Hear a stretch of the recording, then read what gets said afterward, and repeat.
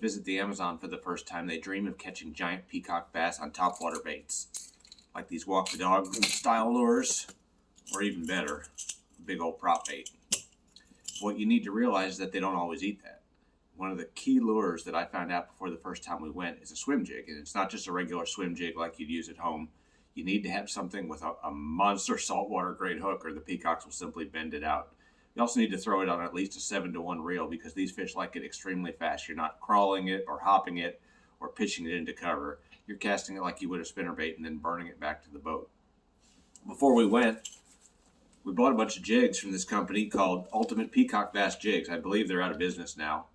But I bought probably around 60 of them. You can see I have several that are out of the package. A bunch still are in the package, because what we didn't know is what color they'd want. And on top of that, we were told that if you threw them in the wrong place, the piranhas would give them the haircut. So we brought about 60 of these jigs, and when we got to Brazil, the Rio Caras, the water was high and it was rising, which is the worst possible condition. What you want to see when you're flying in is sandbars, super low water. So fishing was tough. Fortunately, the Brazilian guides worked their asses off. We were shocked the first day when our guide Marzo pulled out like Spicoli's master set of tools and took out his machete and started hacking his way into a backwater lagoon. He probably hacked for about an hour before he got us back in there.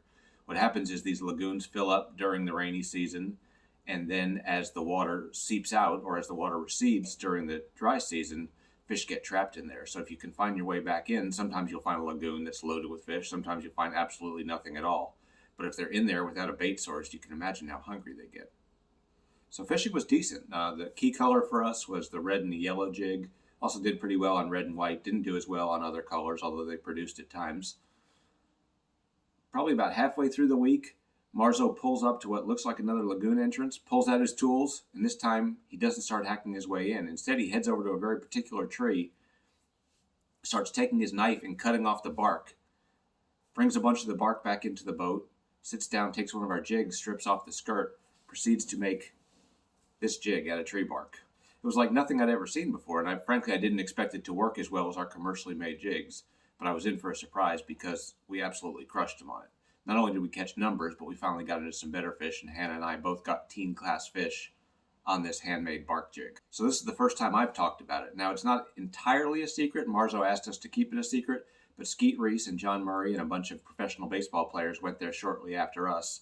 And of course, being a famous group, they got a lot of press out of their trip, including one article in which Skeet mentioned the bark jig. So I don't feel like I'm completely giving up the secret at this point, but I do feel a little bit bad about letting the cat out of the bag again.